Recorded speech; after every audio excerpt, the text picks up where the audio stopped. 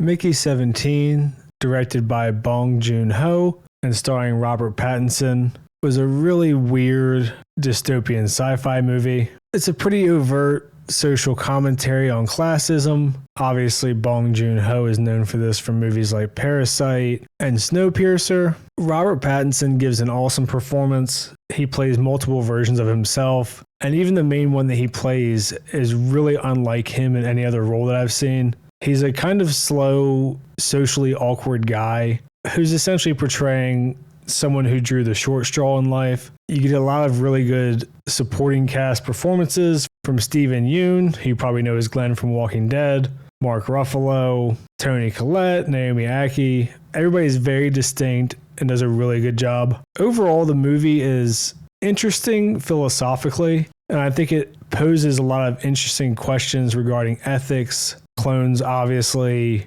technology, the general neglect for human life if you knew that you had a respawn, which is an interesting idea. But I thought the movie was pretty self-indulgent. It was about 2 hours and 15 minutes. I think it easily could have been about half an hour shorter if it had been tightened up a little bit. And it does a good job of posing a lot of questions, but I'm not sure how well explored a lot of them are. The arcs that you get for the main two characters are interesting, which are Mickey 17 and Mickey 18.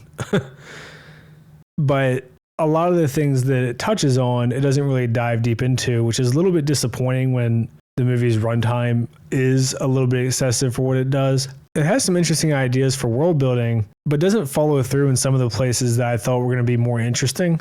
Maybe the book that this movie is based on does explore all these things, because obviously there's no page limit on books. But overall, I'd say the movie was okay, very strange, but entertaining enough. I thought the idea was pretty cool, and if the movie had done a little bit more with it, it could have been awesome. But because it plays around with so many ideas, it doesn't really do as much as it could have to be impactful for the audience. To give a quick plot synopsis, Robert Pattinson plays Mickey Barnes, and he's the expendable on a ship that's being led to colonize the ice world of Niflheim. This ship is being led by Kenneth Marshall and Gwen, who is essentially functioning as a kind of televangelist, preacher, charismatic dictator type, and his wife is really pulling a lot of the strings behind him as well. And they both kind of feed off of each other to be co-dictators among the ship. And then Mickey gets sent out to do all the dangerous jobs along the way, including things like developing a vaccine for this planet they land on.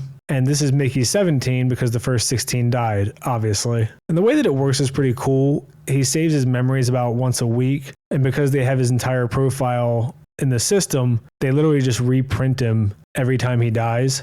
And he's just continuing his life. If you're a fan of anime, it's kind of similar to Re:Zero, except this is a much more dark comedy tone than Re:Zero is, where the death is traumatizing every single time. Mickey 17 ends up surviving in kind of a freakish way because these aliens save him on Niflheim. When he comes back, Mickey 18 is already in his bed. You've probably seen this in the trailer. And in this storyline, anytime they see multiples, they're supposed to kill all of them. So Mickey and Berto, played by Steven Yeun, are on the ship because they're running from a big debt from a gangster or a loan shark. And that's how he ends up in this position.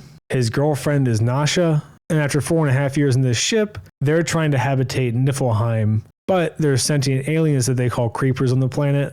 And a lot of it is just kind of dicking around and sort of his internal struggle with death and how does he live with Mickey 18. And it's interesting because Mickey 17 is very awkward, neurotic, kind of slow. And Mickey 18 is kind of his manifestation of anger and frustration. And it's never clearly explained why that is. I think that because the system gets unplugged for a minute in the beginning when the new Mickey is being created, I think you're supposed to assume that that's the cause of it, of why this one is different and not just a continuation of the previous 16 Mickeys. So Kenneth Marshall wants to wipe these aliens out. Mickey and Nasha want to protect the aliens and live amongst them as equals and not just take their planet. And obviously they have a conflict. At the end of the day, Mickey 18, who's wanted to live the whole movie, tried to kill Mickey 17 multiple times, ends up sacrificing himself to kill Kenneth Marshall and get along with the aliens. Nasha becomes the new leader.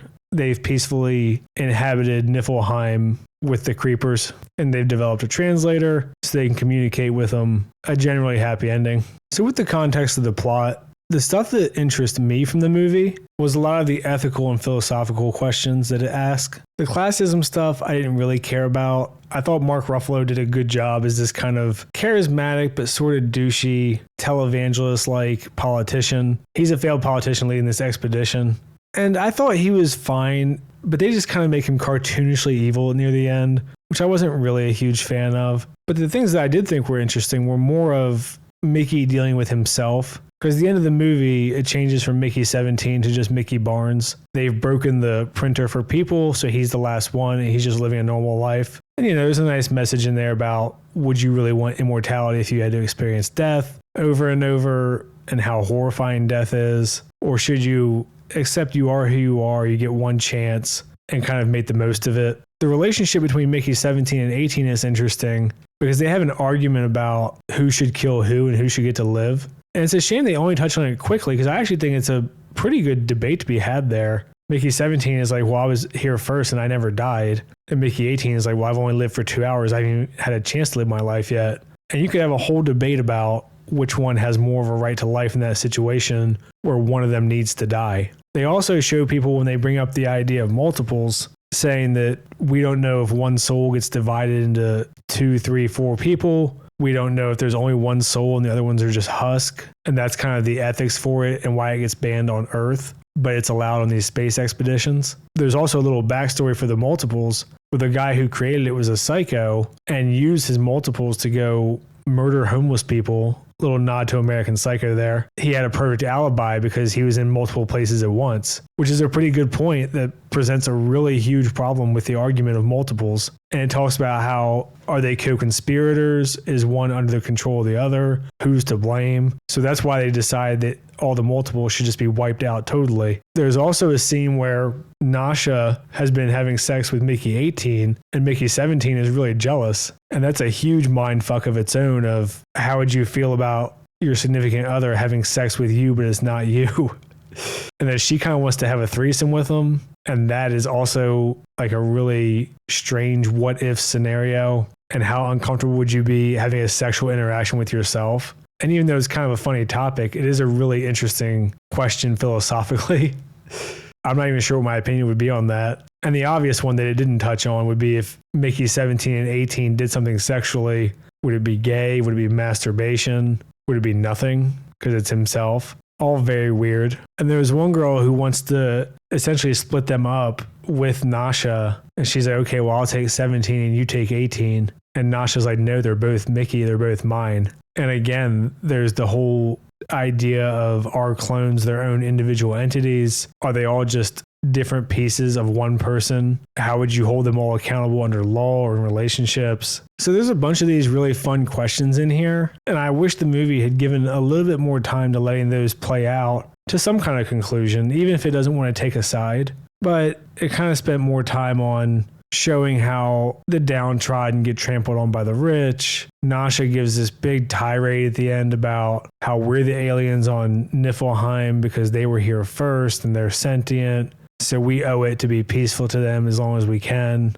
Doesn't really touch on the fact that humans will be extinct if they don't colonize other planets, or the idea of even if the aliens were hostile, because of course they never are. In these movies, you always want the humans to be the evil invaders. But if the aliens were hostile, would they necessarily be wrong for doing so? Would humans have a right to go there and spread and have a shitload of spawn and take over the planet and the resources? I think exploring all that stuff could have been a lot more interesting than just kind of the usual, oh, we showed up second, so fuck us, I guess. I think at least exploring the idea of, is it right to kill another species to save your own? That could be its own whole movie that's really interesting. Obviously, it's been touched on many, many times in things like Ender's Game. Even Halo touches on it. If you go deep into the lore, Gears of War touches on it. And the movie just kind of opts to take the easy route. Again, focuses on classism, which is kind of the low-hanging fruit for Hollywood of, we need to be nicer to people who've had a